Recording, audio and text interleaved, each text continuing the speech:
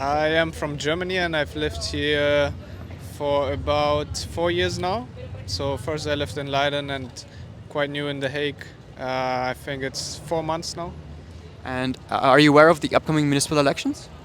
I am aware, but that's about it. And did you know that as an EU national you are allowed to vote in the elections? I did not know that at all. Yeah. They could make an effort to let everyone know, because I don't know if I'm a outlier in this, but I didn't know about it. I'm sure there are a few people in there that also don't know about it. Did you know about the upcoming municipal elections? I did not know. Even though I'm studying political science, it's something I should know. But I didn't know, even like you told me that I could vote, so that's something I actually didn't know about. And do you feel like there should be more input from the municipality or political parties to reach out to these internationals to let them know they can vote? Definitely. We are like in a really cosmopolitan city where there's a lot of students that are actually not Dutch at all. So I think it's like a great input from also students and international ones to have an input in politics, especially even at the municipal level. Were you aware about the upcoming municipal elections? I was aware of it and found out that as a EU student over 18 I can vote, but don't know anything about local politics here. I do plan on voting, but first I need to go to this meeting to find out what I will be voting for and who. As an international, usually you don't hear as much about Dutch elections, and there's also at the same time quite a lot of barrier between an international and the 20 plus parties that run in the Dutch elections.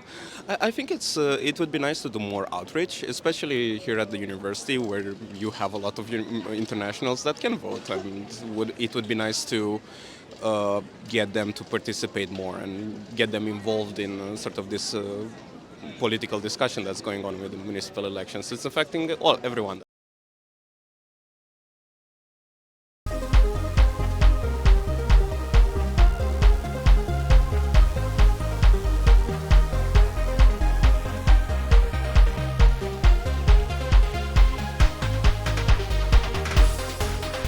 Hello and welcome again in the second segment of our special episode on elections, local elections in The Hague.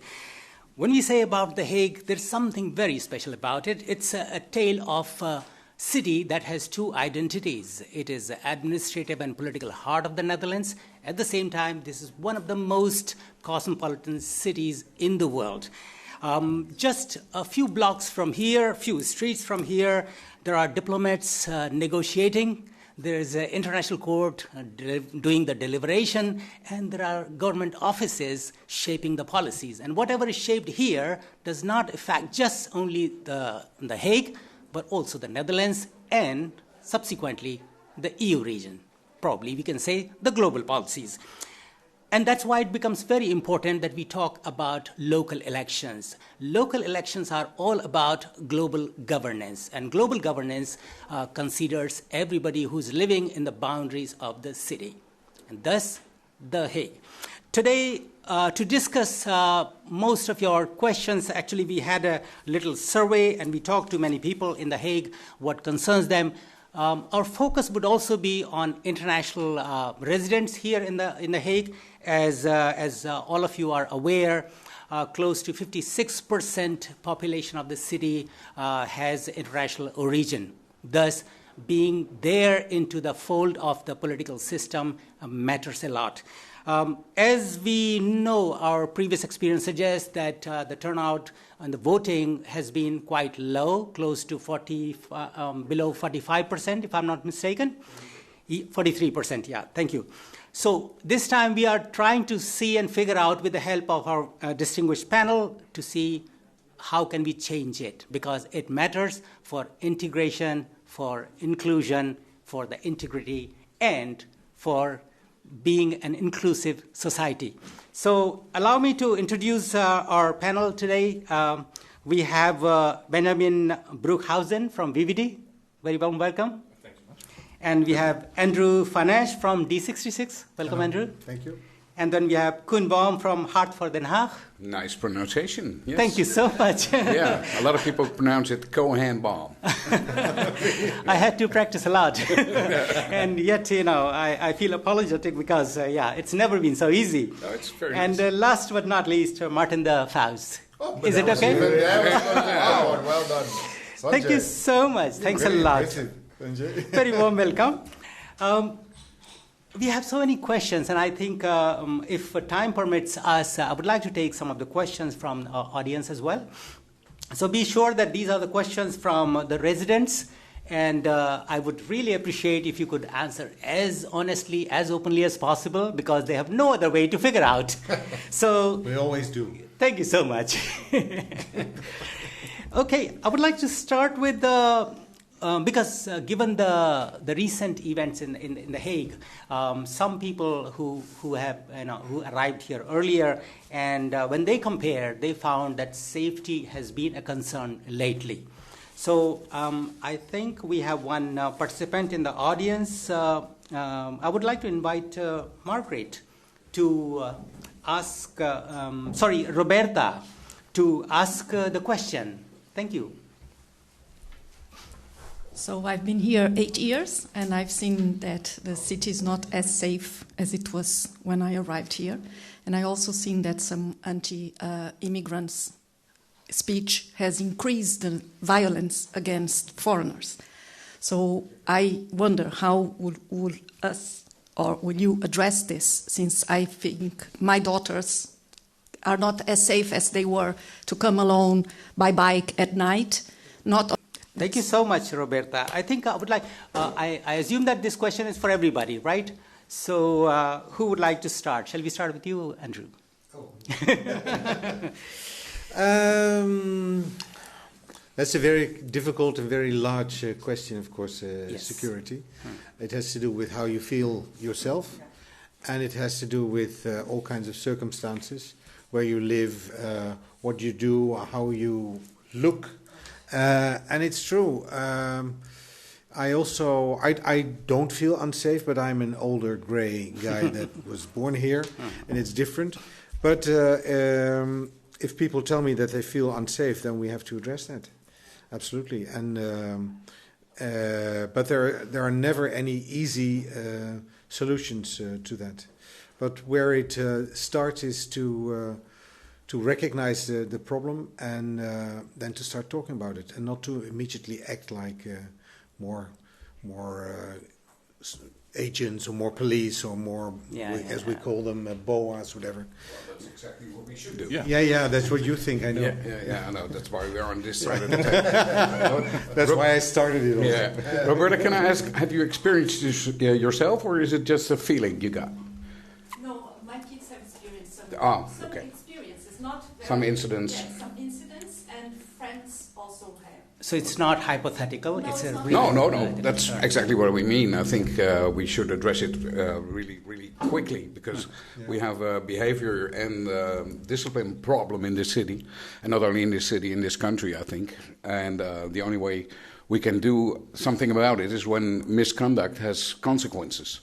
And now that's not the case. Of course, we had the riots in Scheveningen on May 1st.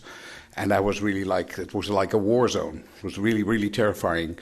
We have a guy who's a press photographer. He was in the middle of the epicentrum it was right in the middle of the riots. And he said it was so scary. It was like the police was going, we can't hold it.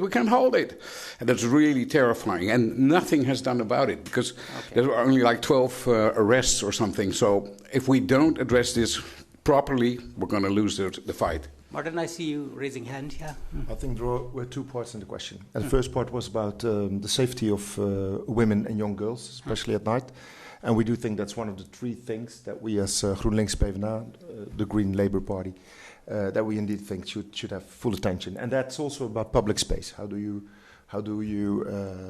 make the public space? Is there enough light? Is there enough sight? And also, aren't there places where you expect something might happen? So that's that part. But there was also the part about being a migrant, no matter where you're from, in this city.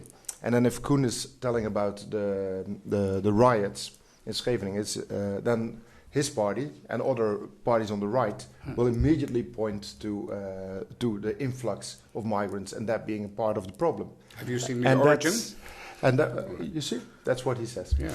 And that's also where that second part of your question is also coming from. We see for the last 30 years in the Netherlands, we used to be this cosmopolitan, international, tolerant country, and we see that the last 30 years there has been a real backlash on that end.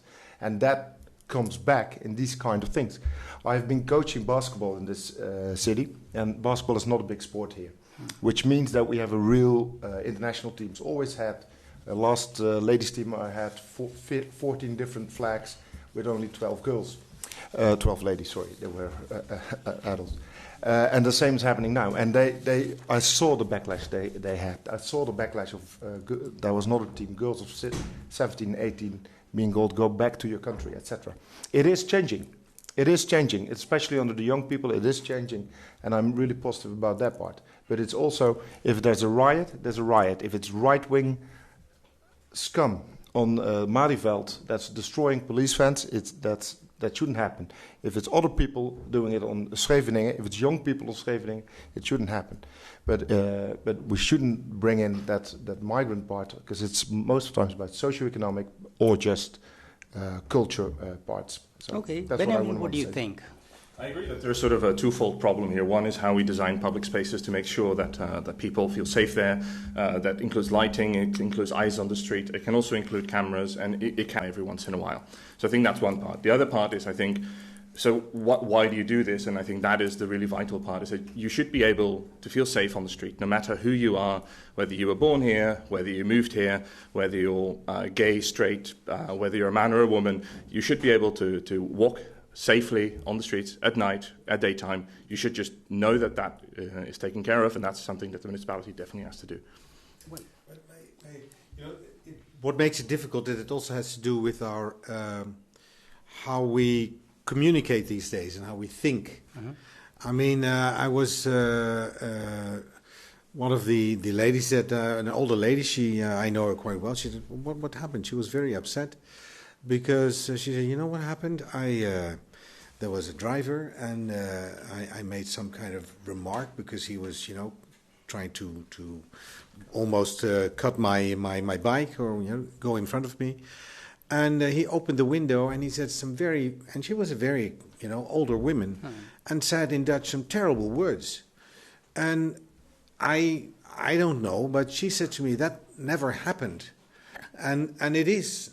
Because of the internet and the way that we communicate with each other, that it's very easy to just do whatever you want and say whatever you like. And of course you have to correct it, but it's not like getting more police. It also has to do with education. It also has to do with how do we communicate with each other, and to realize itself. There is a short-term reaction to it, but there is also a long-term solution. And that has to do with the fact that we should address the issue that we are being lesser nice to each other and easy in communication than we were before.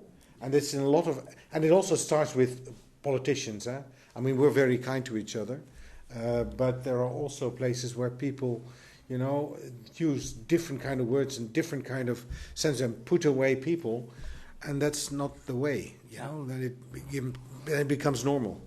Oh, that's absolutely true. The behavior, like I said, is the problem, first of all. But it should have consequences when you misbehave. Absolutely. And looking away, like Martin is doing, it's not the way to do it, because you can you can address the problems and be honest about it. Because the guys who were doing that were from a certain origin, and I'm not happy to say that, but it was what it is. Yeah. And if you do not address it and you're looking away, I don't care who did it or something like that. No, we have to be honest about what's happening. We have to do something about it, and that's a very difficult task. So don't get me wrong. It's not like we want 200 extra, how do you say, handhavers? I can't find the word. But 2 extra, no, agents. Agents we like as well, but that's a national decision. But just in Yeah, I can't find the word. Enforcers, yeah, enforcement agencies. Yeah. So we'd like to double the amount we have now, because we have 200 and we'd like 400, and we made money for that in our program. And that's not only as a punishment, but also to prevent things from happening. If people see. Well, it was funny, because I spoke with a French lady. A French man. He said, there's so much police when I go to the beach, to Scheveningen, and I feel uncomfortable with the fact there is so much, like a sort of an army atmosphere. Yeah. So there is a fine line on that, because on certain days you don't need it. You don't need it. And of course we would like to have the police to be present, any instance, and that's not always possible because we don't have enough. I hope they will better organize it. Too much into that specific subject. I think this is also one of those things where you sort of have to really be smart about, noticing when groups are gathering, when there's trouble afoot, the sort of thing. Then you need to be there. You need to be there quickly. Well, we have so many more questions, so I would like to actually cover wider. Do you want to give a quick reflection? There's one thing you mentioned already, I think, a couple of times today, that 53% of this city has origins in abroad. Yeah. And that's not all first generation, that's also second generation. Yeah. So me and my boys, we count. We are part of a very small minority called the Belgians. Okay, I see. Born there as Belgian. Okay. And That's still, where it started. That's why it feels so personal. If Koen is saying that they would keep from a certain, they weren't there that day. At a certain moment we also have to stop calling them migrants. They're not migrants. And it sounds always as the they, all the right-wing politicians, is about they, and they are not we. And that's not what we as GroenLinks and PvdA would say. They are here, and it doesn't matter where they or their grandparents or their great-parents came from. That doesn't matter anymore. They're from The Hague now. It doesn't help. And they are our kids. Yeah. If I coach tomorrow my team, I have Bulgarians, Suriname people, Antillean people. I have maybe one Belgian. I have a Sudanese guy. They're my guys, and we are The Hague. And that's what I think is I think I agree. And GroenLinks-PvdA. Yeah, though it's not directly related to the politics here, but what you said reminds me of Simone de Beauvoir when she talks about, in her book Second Sex, about the other. When you refer to women as other, that's where the problems get much more serious. So I do understand. But I would like to have just very quick, maybe 20, 30 seconds to reflect. The problem, once you recognize it, what is the solution? What will you do when you are selected? Yeah, go ahead. We are all already elected at this term, so we... Okay. No, so one of the things that, as I said, is that we would go for is making sure that if you redo public space, that you will also take that perspective from social security. And that also means what we have done the last 1.5 years is identify the spots that are felt where people feel the most insecure.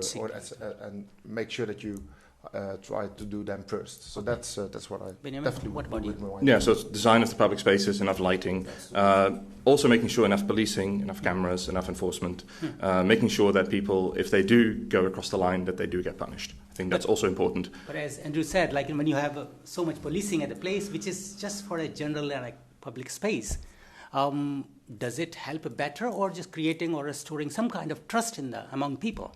I'm not saying that we should have policemen on every corner, but we do need to make sure that police can get there quickly, that people know that if they call the police or if they call enforcement, that action will be taken, that they can trust that something will be done. Okay, Koen, I would like to come to you. Yeah, well, I agree that sometimes police is escalating the situation, that's for sure.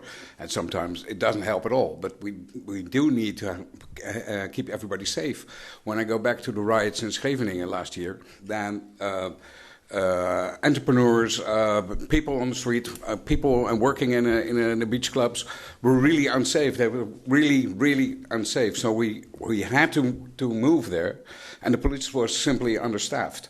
So that's what the problem is. If we look away or we do not address it, Andrew says we don't need it every day. But if it's a hot day in Scheveningen, and you used to live in Scheveningen, and I lived there for 30 years, then I'm afraid every night, at the end of the night, there's a certain tension in the air. And then it helps if you have visible security. Andrew, you agree? I agree with that. But you can prevent a lot by understanding. At the same time, you also know that these things happen. You know, when a football team wins, also the Dutch team, and then people think that it's fun to, you know, throw chairs into the window of a shop. I mean, and then you would wish that there would be, but people are like that. So, of course, we need to prevent. We have to accept that sometimes these kind of things happen, because you always have these kind of hooligans in any color of any skin or any background. Okay. But if we do not, the damages are never paid by the guys who commit the foul, and that's the thing. Yeah. Okay, well, they should pay, I'm sorry, because I need to. I'm being a little bit greedy. You know, I have to ask so many other questions. So then we had one more issue coming on the civic engagement, and from the audience, I would like to invite Nuna to come and pose the question. She had second thoughts. Second thoughts? No, not available now? No. Okay, well then I would like to invite Matt. He's talking about some cleanliness-related issues. So, yeah. Hello. So I've lived here for a couple of years now. And across the city, there seems to be somewhat of a problem with trash collection. I know it's not just The Hague, but it is something that bothers me. The trash bins are often full, which leads to just more litter, and then people just kind of illegally dumping their trash bags next to the bins, and sometimes the seagulls get in, and it's just, if you have any ideas about how that can be addressed, how the trash system can be improved. Okay, thank you very much, Matt. I would like to start with Benjamin. So this is a very important question, because this actually influences a lot like what it's like to live in your neighborhood, because, well, if there's trash everywhere, then you don't feel like you're living in a nice neighborhood. So one of the important things is, like, first of all, a lot of these have sensors, so quite often they're not necessarily full, they're just sort of jammed for a bit. But the thing is, fundamentally, people need to stop placing trash next to the bin, because, well, you can report if the bin is actually full, or if it's broken, you can report that to the municipality. They will clear that up. So that's the one thing. And the second thing is, we actually need to make sure that when people do make the error in judgment to just place it next to the bin, that they actually feel the consequences, so that we find them, so that we make sure that, like, everybody plays their part in keeping our city nice and clean. Do you take your responsibility as well? If you see somebody else putting it next to the ORAC, or the bin, do you tell them? Yes, I've done that in the past before. I do that as well. I do. Sometimes you get a very, very big mouth. Yeah. How are you? But that's what we should train each other also. Yeah, I always get a big mouth. I'll give it myself as well. I was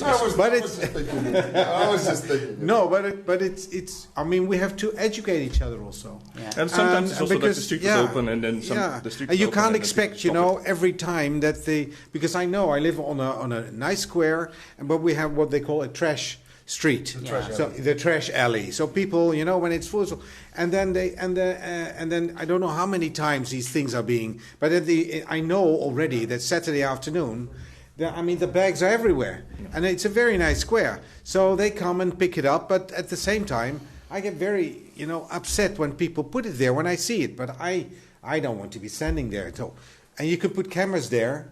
Or you can put a policeman there, but the policeman can only do something when you put it or put it next to it. Otherwise, you can't. Yeah, so we have to educate. We need more communication about it. What do you do, Martin? No, you need to catch people red-handed to get the fine, and that doesn't really work. I think Benjamin is pointing out a couple of things. The irony is where we came from. We only had. I'm not sure in which area you're living. You do have the underground. Yes. Containers. Sorry. It's not. They're full or okay. That's interesting because they do have a sensor, and technical, and then I will go back to the main topic.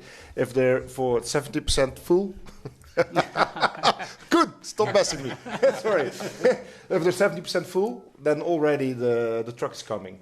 I think so. A lot of things. So before we had just the bags, and then the seagulls would really have a banquet every day. So that's why the underground containers came. And what happens is that sometimes during the night a little van comes and they empty the whole van into one container or two or three. and then they fill up from 35% to 100% in 1 hour. So that's one of the problems we have. And cameras, etc., haven't helped yet because we don't know where it will happen. So that's a bit of a stubborn problem there. But I think Benjamin was also, and maybe Andrew as well, pointing out a bit what you could do. And that is, if you report it within 24 hours, the municipality will take it away. And we know where it is, because it also is a bit of a magnet, those containers for the garbage. Yeah. There's also a second issue, and that's also quite stubborn. And that is, we are talking about migrants in the city. Yeah, Koen, come on, go get me a coffee. We do have a lot of migrants, which also means we do have quite a high turnover in some areas. For instance, in Hague, there are a lot of labor migrants, and they go away the first day of the month. They call that the mattress day. Why? Then all of a sudden there are all mattresses and all a piece of furniture for those people who believe in the recycling of goods. It's also a good time to find new furniture on the streets over there. But that's another thing to do. So, and that's also, we know that's happening. So the municipality is already taking that into account. That's the first of the day. We need to go over there. There's a lot of in behavior, and there's also the positive thing about it is that we became quite good as a municipality to act on it. So if you go to meldingen.denhaag.nl, you can report it. I was just thinking we need reports.denhaag.nl as well. Thanks, in Martin. English. Yeah, I would like to. Nice and short. Yeah. Yep. Yep. I still don't have a coffee. But I heard you say we have gotten quite good at it. Well, I think if you look around and you would agree, you don't get the feeling that it's working. I always do. It starts with behavior, of course. And if behavior and misconduct doesn't have a consequence, then people will keep doing what they're doing. And like Martin says, the mattress day, that's a big problem. But if that would be the only problem, then we could solve it right away, because we only had to pick it up once a month. But it's a real big issue, and I think it's one of the things that we have to get addressed right away when we start in the new coalition, because people are getting sick and tired of it. We have rats, we have a lot of problems resulting from the garbage, and we have people throwing their noodles out of the window like it's nothing, and nothing is done about it. And that's the thing. And we have the fines. There's a sort of maximum fine which is addressed by the national government. If it was up to us, and we're like a law and order party, of course, we would like to start a lobby and to see if people keep doing the same offense, that the fines could be higher. Because maybe it doesn't help, because that's what Martin's going to say. Fines don't always help, but doing nothing certainly doesn't. No, it's not that you do nothing, but just our city is not going to be much nicer if we have police everywhere giving out fines. The city will be much nicer if we start to also together in the community help in doing that, and that has to do not hallelujah. Well, that sometimes helps as well, but also to go to the communities and to tell people. I mean, you can in certain communities you can be an adopter of you are an adopter of a. So you have trash can. Yeah. No, but you have we can do a lot ourselves. You can ask all the time to have more police, but we can do things ourselves as well in our community. Yeah, but the thing is that always the same people. There are always the same people who are attracting the work. That. Yeah, but you know how it is. Let me ask this question that you mentioned about these 2-3 issues. Would you support? I mean, I'm asking all of you. Would you support a coalition with any of of you here? We are in a coalition. I mean, I'm talking about all coalition. Sanjay, the last 8 years, well. we've had 4 coalitions, and each of these 4 parties has been at least in one of the coalitions. One of the coalitions. Some in 3 and some in 4. Okay. We were in all of them. So that means there's no problem. Okay. So don't go there. The issue works. So basically, we do agree. Don't go there. Okay, perfect. We had some comments from the columnists that we are too friendly as politicians. That's also true. That's really? true. That's also true. That's also true. You've been working on it. I'm not saying why. I have another important issue. I think we have one more participant in our audience, Margaret. She's going to ask something which is very tricky, probably. Tricky? Really?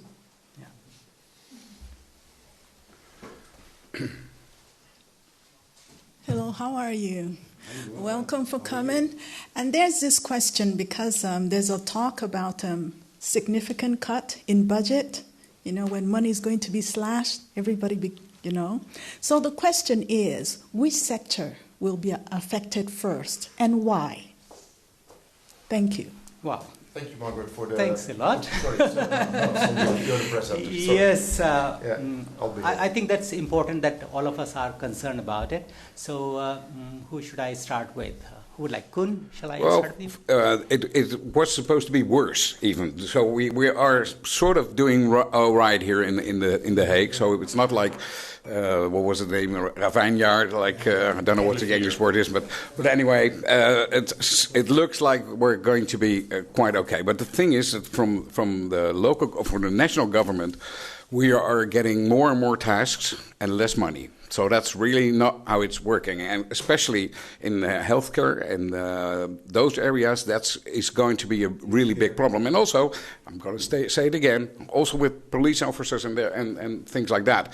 We don't get enough money from the national government, but we are getting more and more tasks to work with. So we think we should lobby again to push back some of the tasks or ask for more money. Okay, and what cut are we talking about? How much, what percent is the currently? Any idea? No, actually I don't. No, so we don't know yet, actually. No, we don't know yet. So because I give you, to give... but, sorry, I'll stop it. Yeah. We do know each other, apparently. No, so for instance, for youth care, each year we now have 13 million shortage. From the task we get, so it's a national law that says what needs to happen, who is eligible for that kind of care. We, as a municipality, need to execute it, and we need to pay for the money that we have short.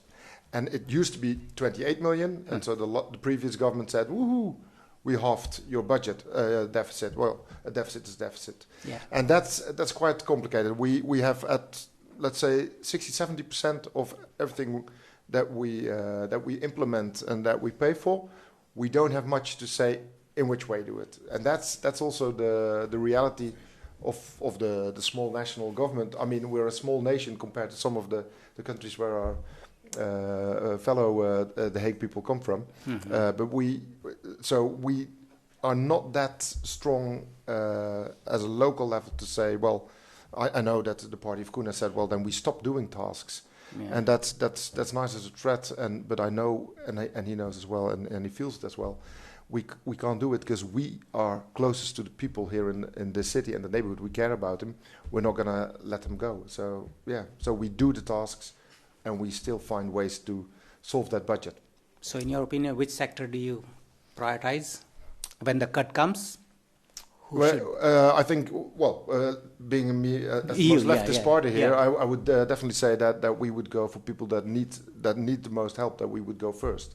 They need. No, but the question was like, I wouldn't cut their budget, so to say. I would. Okay, you would not cut. And in general, I think from those four parties, my party is the first. I would say we could also see if we can, the little local taxes that we have, can we raise them? Because they will come with people with wealth will pay more than people with no wealth. Benjamin, what do you think?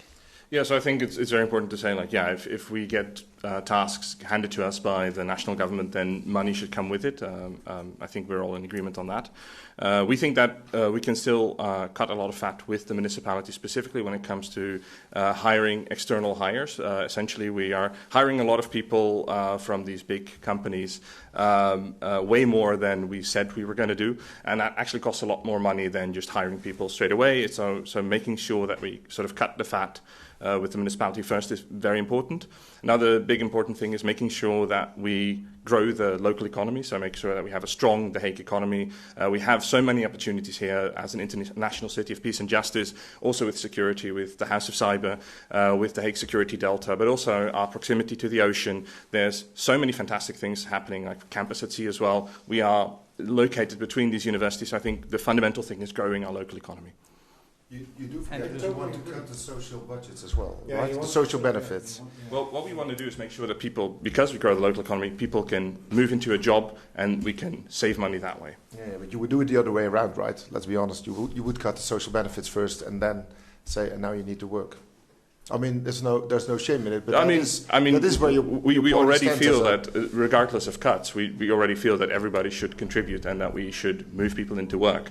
I mean, that is true regardless of whether there's budget cuts or not. We want to make sure that everyone participates, does what they can, and is either in a job, studying, or moving towards a job. Yeah. In the Netherlands, in The Hague, we have the group of people that are unemployed is much smaller than it was before. Okay. And the people that are in the Rolodex and getting their money. Which time frame are we talking about? Before means how many years? Well, I think it's now in the Bijstand. How many people are 22,000. 22,000, yeah. 22, and of that group, there's a large group of people that we can conclude about about 15,000. They will not find a job because they're handicapped or they have other kind of disabilities that will be long-term illness that it will be. They will not find. Not likely. No, 100% job. So. We think that we have to take care of the people in my party that deserve our help. At the same time, we can also help because we also have sources of income ourselves. And that's our local tax. That's, for instance, on housing. We are paying much less, we're charging much less on ownership of if you have a house of property than in other cities. Oh, yeah, I see. So there is room for, well, you can call it room for improvement, but we can raise that a little bit to also get the income. Of course, the VVD said, no, but, I mean, we don't want that. But we think that there is a possibility. So we can raise that. I don't know the English word, the translation for that. Yeah, the OZB? It's the property tax. Property tax. So we can raise the property tax. And that will help. And there are other things that we also have to think about. Of course, we have to be accurate about our bureaucracy, because every time that we think, okay, we have to cut on bureaucracy, we'll hire more people. I think, but it doesn't mean a lot on the real budget. The real budget is which we can influence if we get in more money. And that's, for instance, by raising the taxes, where we can, Well, that's always the left-wing solution, raise the taxes and thinking of house owners as rich. They're not always rich. No. So it's a very easy way to do it, and I don't think that's the solution. I do think that what Benjamin is saying, our local economy, that's a way to make more money, but that's what you also said. That's a way to make more money. Tourism, that's one thing we both agree on. We should do more hotels, that's for sure. And we are really happy with the new concern, the Reborn company that was going to rebuild the pier in Scheveningen and also the Palace Promenade. That's a shopping center. And that gives us some of the grandeur, the steam of the early days of Scheveningen, and we're really happy about that because that attracts a lot of people. In potential, we are one of the biggest tourist attractions here in Western Europe. I'd like to say. But I think that's also very interesting. You just already mentioned about the housing issue. Right now we have a crisis for that in Den Haag, right? And if you just... we took a very good decision in the council. Build. Yeah, no, we're going to build 11,000 something more housing, and especially smaller apartments in Laakhaven.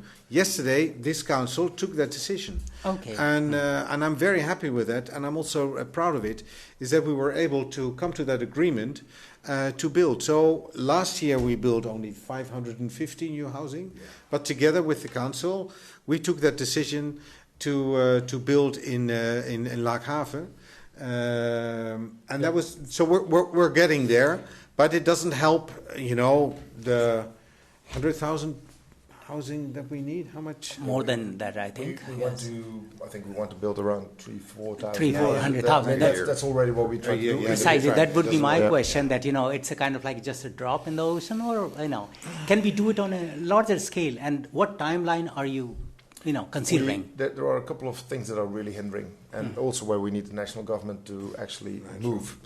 And one of them is specific for The Hague. On one side, we have a thing that's called the sea, and it's quite hard to build in the sea, and no one wants to build in the sea. Well, maybe the pier. You guys want to build the pier. Okay, that's what you guys will do. That's okay. And the other side, there are other municipalities. So we have 8 meadows left in the whole of The Hague. So we need to go up. That's what we've done in the Binkhorst. That's what we're going to do in the Laaghavens.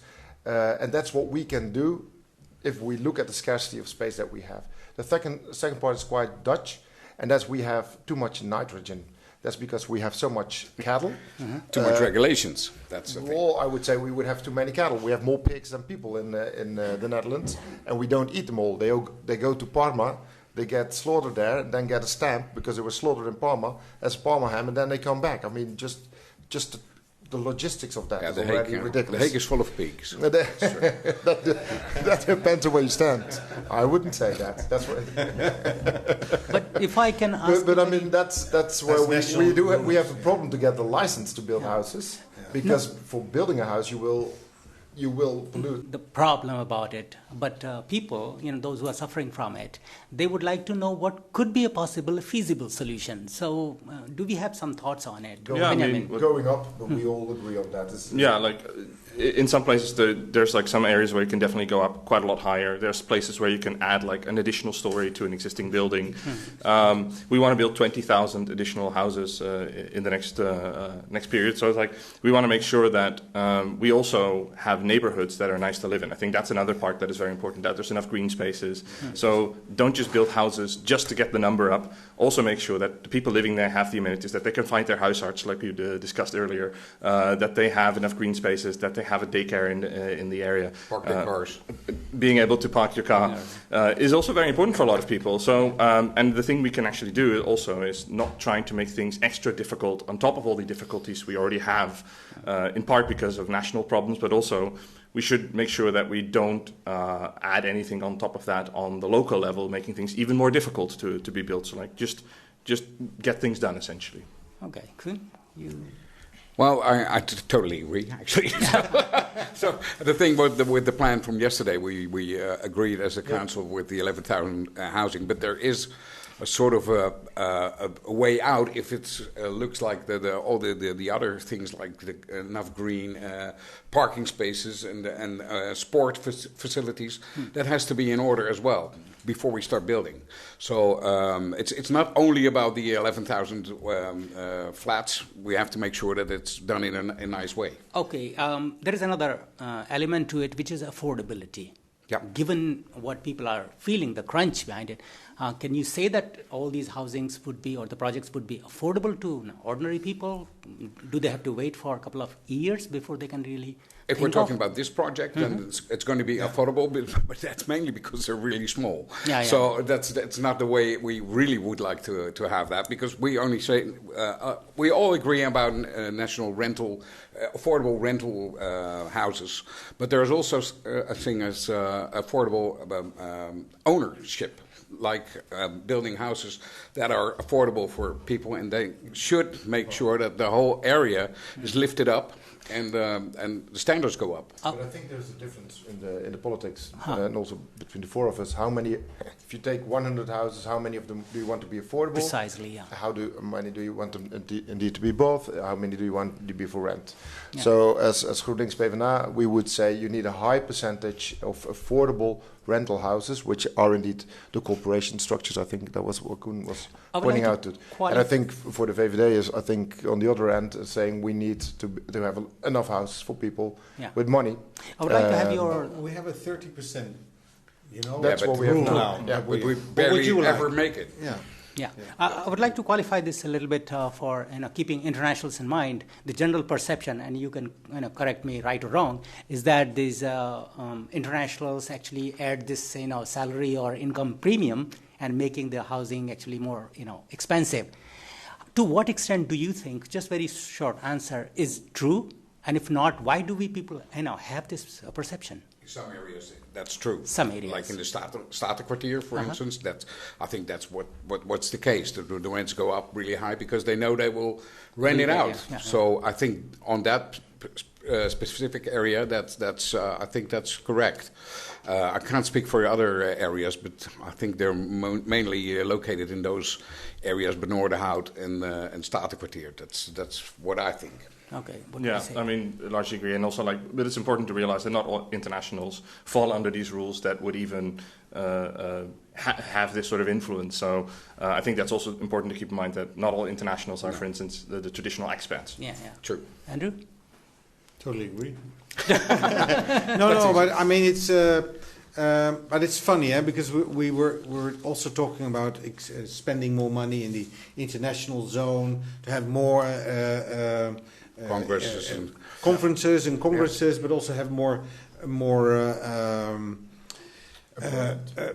employment. Yesterday we agreed to buy this big complex of former insurance company. Where the House of Cyber will be built and all the other things. And at the same time, we're thinking, okay, other parties say, but maybe we also need it for housing. We say, but we also need to work here. We need, spaces for people to work. Then we can organize that because we allow more international companies to come here. They all want to come here. We're the second UN city in the world. I can tell you, because of the Trump administration, there are also UN organizations now based in New York. I think maybe it's not a bad idea to move to The Hague, but The Hague is already quite full, so we have to organize it. Yeah. Well, we have to organize it. Yeah. At the same time, we had 600,000 people living in The Hague 50, 60 years ago, and then it's when Zoetermeer started. Okay. So we always think that we have to bring every solution in our own city, but we are surrounded by a lot of other, so we have to work much more together. Former American president or ambassador said, God created Earth, but the Netherlands created the Dutch created the Netherlands. Yeah. And we are able, with our engineers, to build even in the sea. Of course, we need to have enough nice nature around us. Of course, we need it. But I'm sure we can. I would like to add here, just let me think more. Yeah, we will handle it. So there is another aspect which is also critical here is the asylum seekers and the distribution of the locations. So when I think recently we had a nice subject. Always. Recently there was a demonstration, we will agree right? on, And people, complaining that why only our neighborhood? Why just here? So that's one concern. And secondly, is it a kind of like a failure in terms of communication? Because it has to be somewhere. How do you really settle that? Well, there's a couple of things. Like, first of all, this is again something that you cannot solve all the problems in The Hague. Mm-hmm. We are quite limited in space, so we also feel that if the national government gives us this task, you give us the opportunity to handle it well. And also, you the national government own a lot of buildings here. Maybe you should contribute some building space so that we can actually house these people. Now, for us, it's very important that we do this with the neighborhood. We actually had a proposal for this, which was adopted, and it's sort of this idea that instead of just sort of throwing this into a neighborhood like, oh, this is going to happen, make sure that you take people step by step, like, okay, this is something that we have to do from the national government, this is the way we're trying to do this, what concerns do you have, just sort of really making sure that it's that there's like this sense of that the neighborhood actually has a say in how this is handled, and making sure that we don't have like these really big locations, but trying also to prioritize like smaller that are more manageable for a neighborhood to absorb. Kun, what do you think? Well, these are all national parties, and the local departments of the national party. We are local only, so we only our main concern and only concern is The Hague. Mm-hmm. And what we are saying is, and not only The Hague, but also Rotterdam and Amsterdam and Utrecht, don't put more asylum seekers in our community, because we are already the dense population in Western Europe, I think, most dense population in Western Europe. So don't add people who have all kinds of care, because they're not numbers. It's not like 2,000 asylum seekers, but they're people who need housing, education, care. Where are we going to get that? Because we are already too full. Sorry, I would just seek one quick clarification. Is it true only about Den Haag, or Amsterdam and Rotterdam have the same kind of number of asylum seekers?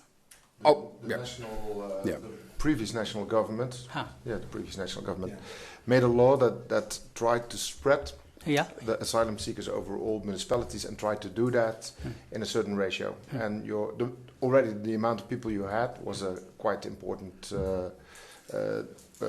factor. Thank you. Factor for that. So I don't agree with Koen. The number of asylum seekers that we are here is also much less than all the other types of internationals we've so much until now have discussed. I mean, we have almost 50,000 labor migrants here. We have a lot more internationals here. We have second generation, and then we have 1,000, 2,000 each year. Do you agree, Andrew, that it's all and then for properly distributed in the major cities? Yeah, that will be ideal. But I mean, it's not true that all the cities in our country, all the communities in our country, are taking their responsibility. But I think but I think that The Hague should have. We have the law. We should abide the law. We have an agreement on a national level, so we should do it. And it's also a national city of peace and justice, as we call ourselves. Yeah. That if people are fleeing from the horrible things that are going on in Sudan, Syria, in the 90s, in Yugoslavia, that you also should do your part. We should absolutely do our part. That's what happens a lot. Because not every asylum seeker is a refugee. Let's put it like that, because that's a main concern. If they don't have a right to be an asylum seeker here, then they should be. We all would agree that the process needs to go faster for that. Then they won't have. When they're judged, then they won't have a stay here. When they're judged by the IND, then they're more than welcome here, because they're already. All right, but that's the 1,000 we speak over. That's the job we have, and then we have the asylum seekers. The extras. Because Ter Apel is now the only center where people are coming into, where in the past we had multiple centers, but right-wing governments decided in all their wisdom to cut that as a budget cut. And now people are sleeping on the streets in the Netherlands. We are one of the most prosperous nations in the world. We should do our thing. Can I say something? I worked in Nigeria. You can say I worked in Nigeria during the Boko Haram revolt. 2.2 million refugees. 1.9 million. You're all welcome here. 1.9 million were in Nigeria. The other went to countries as Mali, Chad, and Cameroon. I don't know what you know about Mali and Chad and Niger. They are the most poor countries on the world by all indexes, and even they could have a couple of 100,000 people. We are much richer. We could do that as well. The amounts we have now are greatly exaggerated, and they do come back to the question of Roberta: why is there so much fear or anger against foreigners? That's also because the right-wing parties are really villainizing asylum seekers, and I think that's really. I think you made your point, right? That's but first of all, I'm not right-wing. We are local, and that's the thing. Yeah. What I was trying to say, and what I started out with saying, is that we have the interest of The Hague at heart, and only that. Yeah. So that means, is this good for The Hague? No, it's not. Yeah. So what we're saying, we have to abide the law, of course. Don't forget. Don't get me wrong. But we are saying, come to the national government and say, we cannot handle even more people. That's what we are saying, and nothing more like that. So we're not being xenophobic or whatever, but we are responsible for the well-being of the city. Let me rephrase it. When you say that, do you think it's a problem with the narrative that is somehow there, or the reality is that there is no tussle between the natives and non-natives, or Dutch and non-Dutch? Would you say like that? Sorry, can you repeat that? It's just like a perception that that the foreigners are the problem, or asylum seekers are the problem. Is it really that black and white? No, but you can see what's happening in the Hague. We have in Amsterdam. You see a lot of problems are there. People who say they're all criminals and keep them out of the city, I don't agree with that. But I also don't agree with the fact that everybody is nice and everybody's cool and everybody's welcome. Because, of course, there's like 12% of the people who are giving a lot of trouble with even crimes and everything. So don't close your eyes for that. That's what I'm saying. No. Benjamin, what do you think? I think a lot of things is also because, of course, it's going to inspire a lot of resentment if people feel that suddenly the municipality decides that in their neighborhood, like, okay, this is something we're going to do. These are the numbers. There's nothing to be changed. I think that actually going about it that way sort of destroys any sort of feeling of the neighborhood that they had a voice, that they have been sort of invited to participate in the process. And I think that actually inspires a lot of the sort of the resentment for a lot of people. So I think, like, if you do things, you make sure that people are like okay with it, and you put like the proper safety requirements in place and everything. I think a lot of people would be willing to say like, okay, sure, we can have like a small location here. The real important thing is make sure you do it with people. Thank you so much. I actually have so many questions and I don't know how to squeeze them on. So just a few things that you can touch very briefly so that our viewers can benefit from. This time, as I mentioned, that the turnout for the internationals in the elections has been kind of like I guess dismal. Is it important that they participate in the elections? I think it's important that everyone participates in elections because this is the most sort of close-by election that you have, because this decides like what goes on in your neighborhood, what goes on in your city.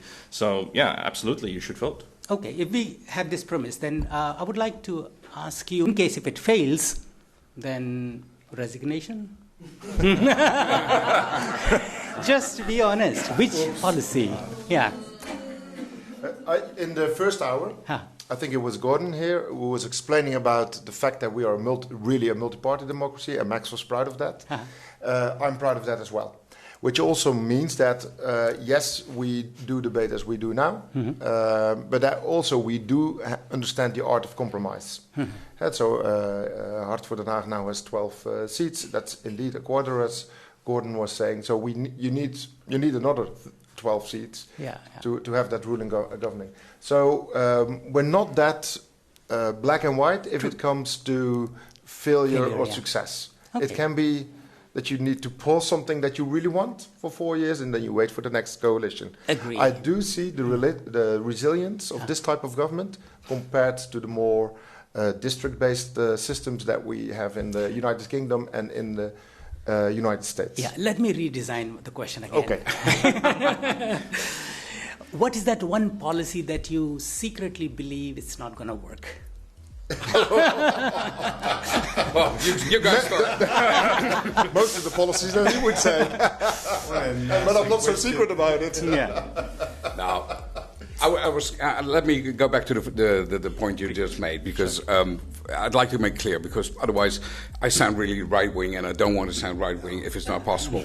Everybody in The Hague is, for us, is equal. So everybody who lives in The Hague is just as important. So let me state that first of all.